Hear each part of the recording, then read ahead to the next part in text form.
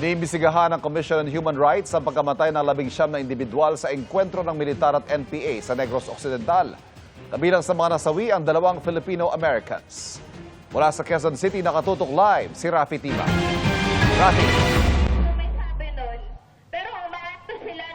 Ivan, isang candlelighting ceremony nga sinasagawa ngayon ng ilang grupo dito sa harap ng oblation dito sa UP Diliman para nga sa mga biktima ng nangyaring engkwentro sa Toboso, Negros Occidental. Ayon naman sa AFP ay na-turn over na yung lahat ng 19 na labi ng mga nasawi sa naturang engkwentro. Maririnig sa video ito ang matinding putukan na ayon sa Philippine Army ay engkwentro sa pagitan ng mga tropa ng Philippine Army at elemento ng New People's Army sa Barangay Salamanca, bayan ng Tobosa sa Negros Occidental noong April 19. Ayon sa Philippine Army, isang sundalo ang nasugatan. 19 ang nasawi sa panig ng mga umani rebelde. Kabilang ang kanila umunong leader na si alias Jong na may 1 milyong pisong patong sa ulo.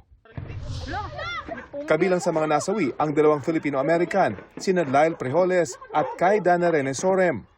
Ayon sa Philippine Army, mismong kaanak daw nila ang nagkumpirma ng kanilang pagkakakilanlan. Sabi ng bagong alyansa Makabayan USA, may dugong Pinoy si Lyle at isa umunong human rights advocate mula sa California sa Amerika. Nasa Negros Island daw siya para personal na saksihan ang hirap na dinaranas ng mga komunidad doon.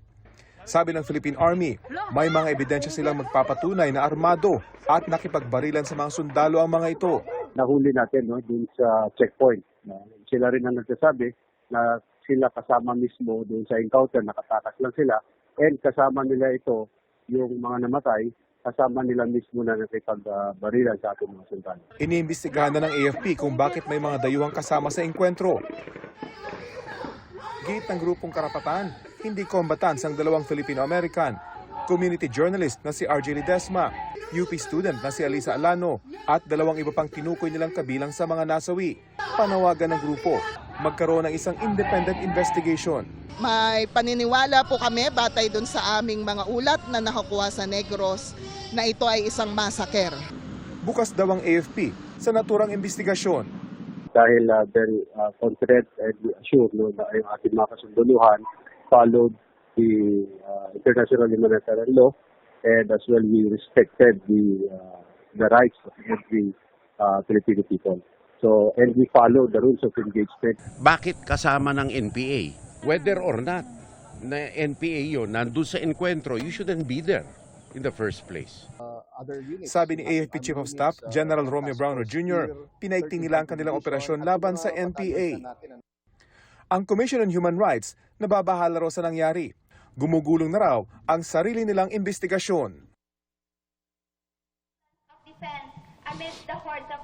Hustisya at isang patas na investigasyon ang panawagan ngayon ng grupo dito sa UP para sa tinatawag nila ngayong Negros 19.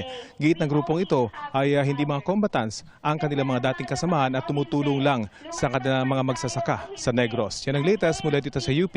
Ivan? Maraming salamat, Rafi Tima.